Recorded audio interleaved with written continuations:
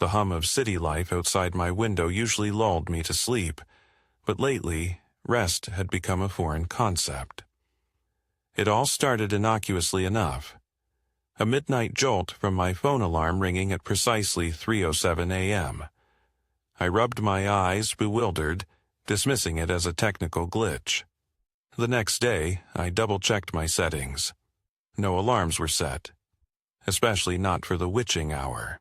But as the nights wore on, the alarm persisted, slicing through my slumber with mechanical precision.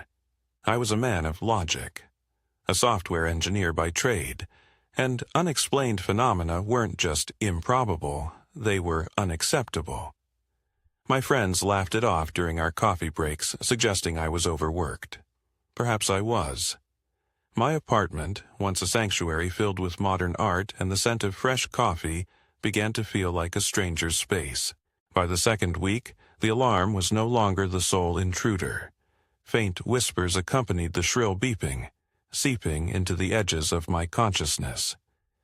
At first, they were indistinct murmurs, as if carried from a distant room.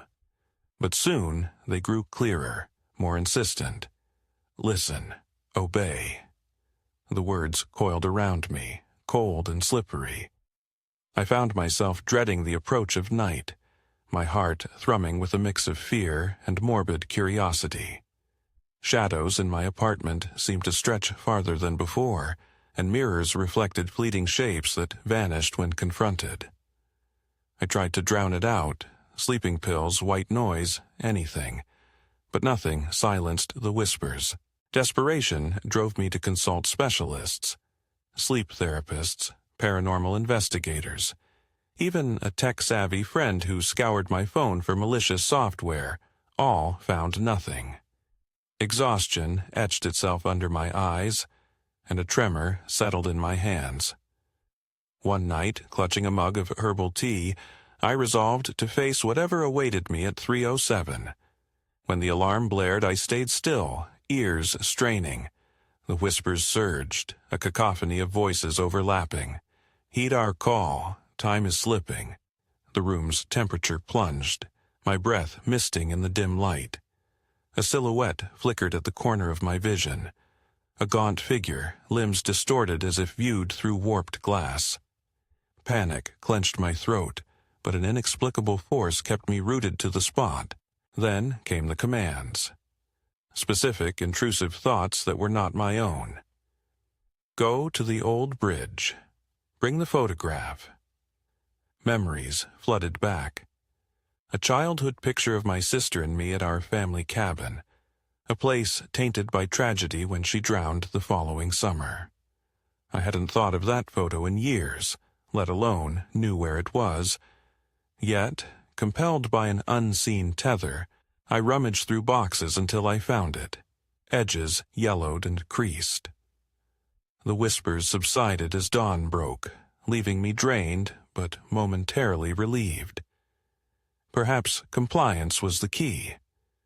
But what was I agreeing to? Defiance brewed within me. I refused to be a puppet to phantoms. The next night, when the alarm shattered the silence, I ignored it, pulling the covers over my head like a petulant child. The whispers morphed into hisses, then guttural growls.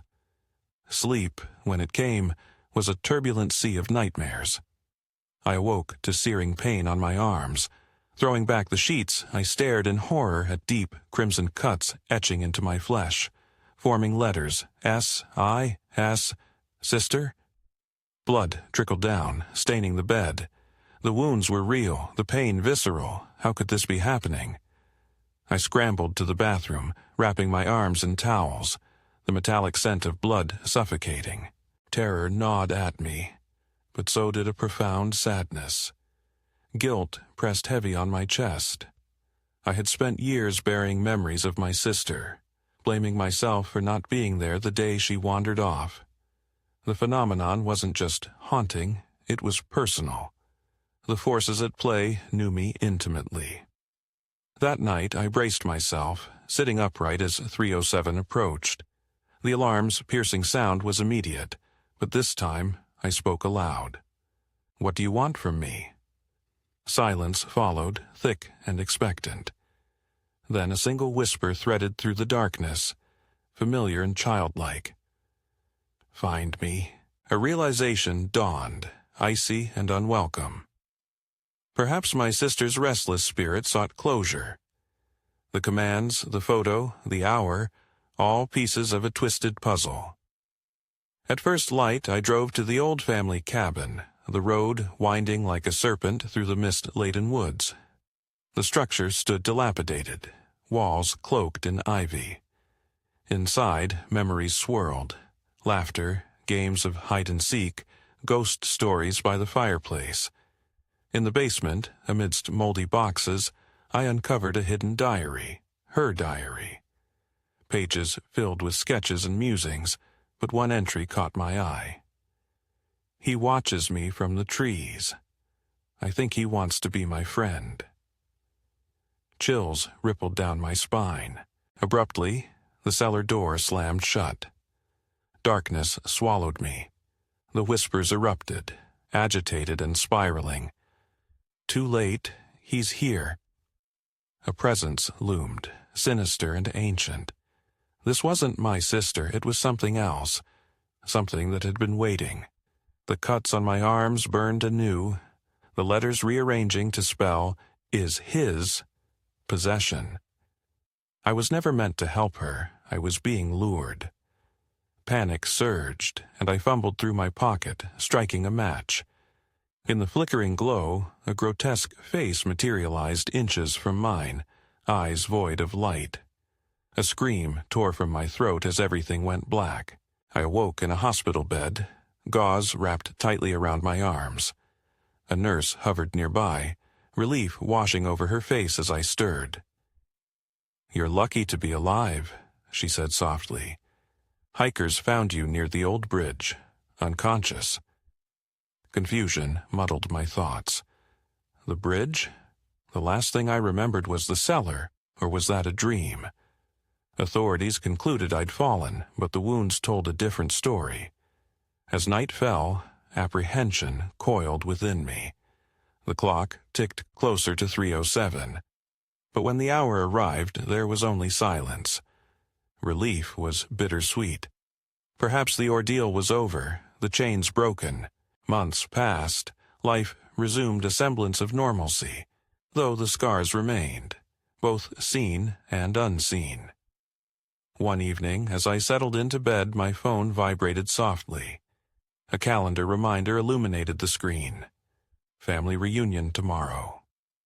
Puzzled, I tried to delete it, but the option wasn't there. Suddenly, the alarm blared, 3:07, hours early. The whispers returned, a chorus of familiar voices.